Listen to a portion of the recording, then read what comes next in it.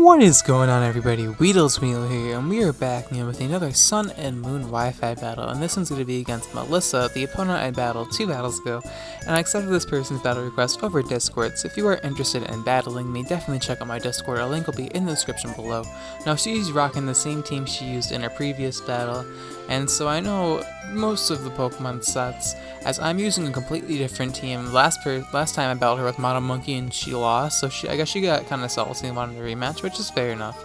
But I am using Empoleon, which you will see this at in a second, Terrakion, Nidoking, Chestnut, Mismagius, and Weavile. So I'm using a little more threatening of a team this time around, but I knew my opponent was going to bring a very scary team, so I figured may as well even the playing ground so I don't give my opponent a free W. So lead with my Empoleon, as she's going to lead off with her Darui. Now these are all Naruto nicknames, and I've already done my research, so now I know what all these Naruto characters are, because I said I was a Naruto fan, but actually apparently I didn't know any of these characters because I didn't watch the entirety of the series because I thought it was kind of boring after a while. But anyway, turn 1, Empoleon takes the Volt Switch and gets a weakness policy. Now, I'm pretty sure my opponent did not expect that, but either way, she's going to bring in Hashirama directly in, and going to take no damage, but Venusaur is going to Mega Evolve, and I'm like, oh my gosh, this Pokemon's so annoying. Mega Venusaur is so bulky, I can't go for the Ice Beam and go for the Oko.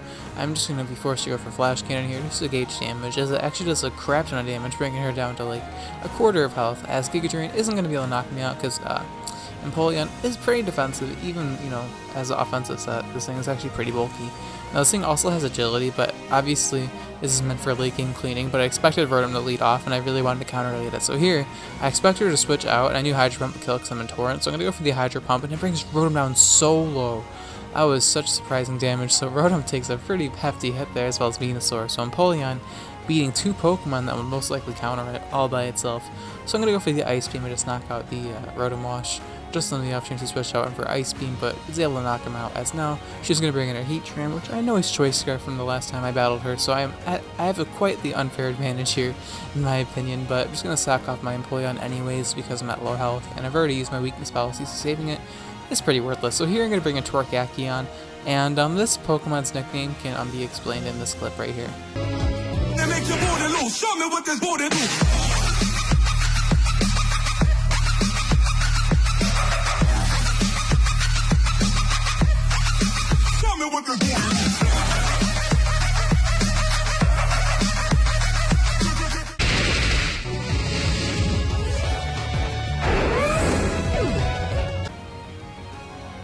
Anyway, in comes Landorus T, as Terrakion really isn't phased by Landorus T, because I do have Stealth Rocks, and I'm like, alright, great. I know this thing is her Stealth Rocket from the previous battle, so I'm just going to go for the Taunt to prevent this thing from setting up. Taunt the Landorus T so she can't set up Stealth Rocks, so I can preserve my Focus Sash and other moves like that. So I'm going to switch out Terrakion and bring in Chester, my Chestnut, as the opponent is going to go for the Earthquake here, as Chestnut's going to easily be able to tank this. I'm not sure why she just didn't go for a U-turn there, because my switch was pretty damn obvious, but she gets a crit, go figure, because it's so much damage and it made such a big impact on the game. But gonna go for the U-turn. I'm kind of surprised she did that, because, you know, I have Rocky Helmet, I could have went for the Spiky Shield, but whatever. She's gonna U-turn out and bring in her Magearna.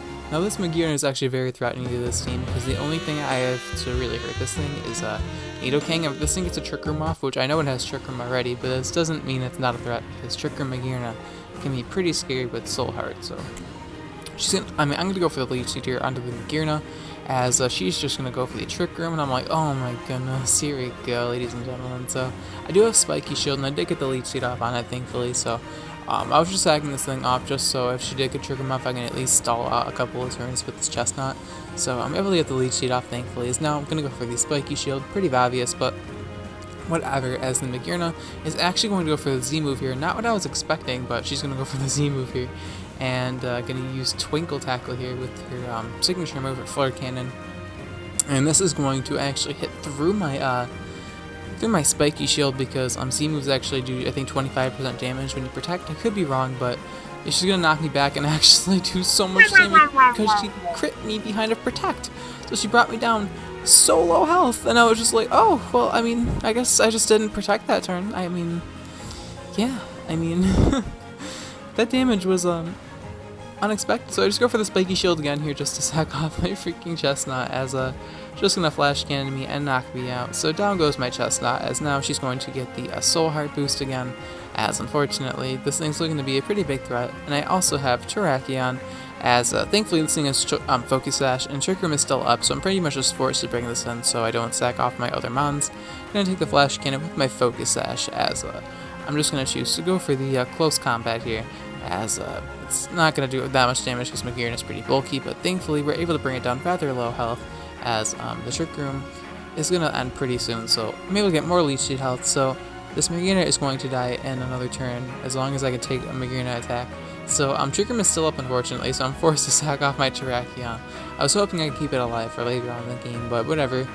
Whenever I use a broken Pokemon like Terrakion, it's probably for the best that I let it die. But notice that Terrakion really wasn't like a sweeper Pokemon, it was more of like support things with rocks, because I don't know. I like using like legendary Pokemon as stealth rock bots, I don't really know why. Just kind of been my thing, but in comes my Mismagius here, as I'm going to go for the Hex here because I do outspeed. Now the Trick Room wore off, and down goes the Magearna finally. After destroying like half my team, the Magearna finally goes down. So in comes Gara, her Landorus T, as I'm kind of scared of this thing. It can knock off and do a lot of damage to me, but I do carry the Will-O-Wisp on this thing, and I'm sure she knows I do, but I guess she just really doesn't care at this point. So gonna go for the Will-O-Wisp onto the Landorus T. Get some nice chip damage with the burn and half its attack stat, as knockoff is really not going to do that much damage because I do have Dark EMZ, which cannot be knocked off, so that makes it not do the increased damage, which is pretty cool. A nice little niche that Z crystals have. So gonna take more burn damage, as I do carry the Hex, but I am going to choose to switch out because I don't want to take another knockoff. I'm going to bring in my Nidoking, also expecting her to withdraw, because I figured she wouldn't want to take the Hex, as now she's going to switch into her Heatran.